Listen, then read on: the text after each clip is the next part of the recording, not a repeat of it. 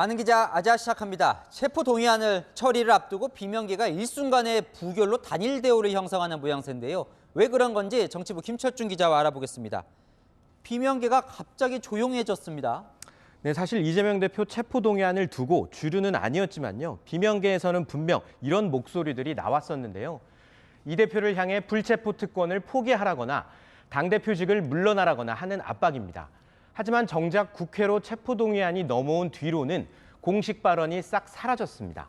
아니 오히려 비명계 서른 의원의 경우에 어제 앞장서서 의총에서요. 체포동의안을 부결시키자 이런 이야기를 했다면서요?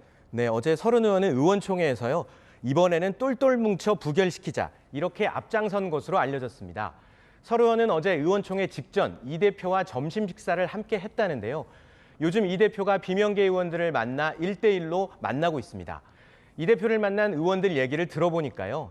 이 대표는 인사말로 요즘도 문자 폭탄에 시달리시느냐고 먼저 물었다고 합니다.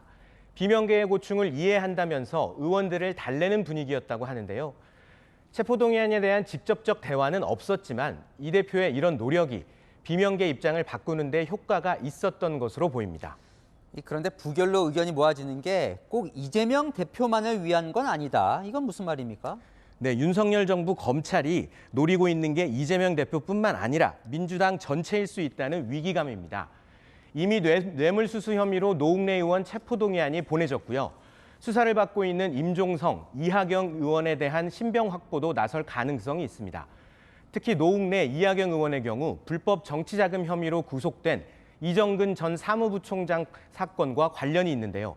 이 전 부총장의 진술에 따라 그 불똥이 누구에게 튈지 모르는 상황이다 보니 섣불리 체포동의안에 찬성표를 던질 수 없는 겁니다. 자, 그런 분위기라면 다음 주 월요일 이제 표결인데 정말 169명 민주당 의원 모두가 부결을 던질 수도 있는 거예요?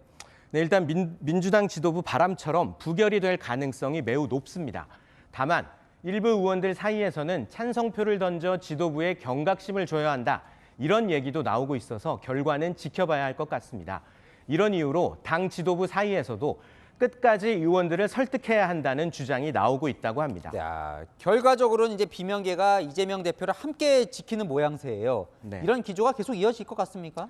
바로 이 지점에서 지도부와 비명계의 생각이 다른데요. 지도부는 이번 부결을 계기로 계속 단일 대우를 유지할 것으로 기대하고 있습니다. 하지만 비명계는 이 대표 스스로 거취를 결정할 시간을 준다는 의미로 여기고 있습니다.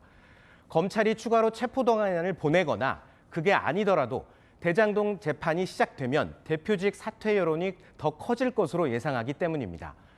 한 수도권 중진 의원은 당에서는 대표를 끝까지 지키고 이 대표가 스스로 결단하는 게 가장 좋은 시나리오라고 밝혔습니다. 자, 국민의힘 전당대회도 좀 살펴볼게요. 자, 2위 안철수 후보가 치고 올라오지 못하고 오히려 떨어지는 분위기인데 왜 그런 겁니까? 네, 안 후보가 친윤도 반윤도 아니다 보니 지지층이 확실하지 못하면서 윤심 논란 이후 반등 기회를 잡지 못하고 있습니다.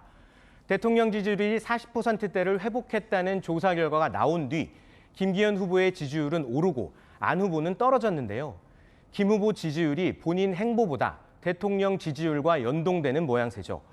안 후보가 최근 울산 KTX 역세권 부동산 투기 의혹으로 김 후보를 매섭게 몰아붙이고 있지만 큰 효과를 보지 못하는 이유로 분석됩니다. 자, 그래도 결선까지 가면 상황을 모르는 거 아닙니까? 네, 시청자 여러분들이 주목해야 할 포인트는 바로 두 가지입니다. 김기현 후보가 3월 8일 1차 투표에서 50% 과반 득표를 넘겨서 끝낼 수 있을지, 만약에 과반을 넘기지 못할 경우 2위를 누가 차지할지 여부입니다. 오늘 여론조사를 보면 국민의힘 지지층 다자대결에서 김 후보는 40%대 초반을 달리고 있습니다. 그리고 안철수, 천하람 두 후보가 치열한 2위 싸움을 벌이고 있습니다. 한때 두 후보의 연대설이 나오기도 했지만 양측 모두 부인했습니다. 김기현 후보의 50% 과반 득표만 막고 2위만 차지한다면 자연스레 연대 효과를 거두면서 막판 역전을 노릴 수 있다는 판단입니다. 네, 잘 들었습니다. 아는 기자 김철중 기자였습니다.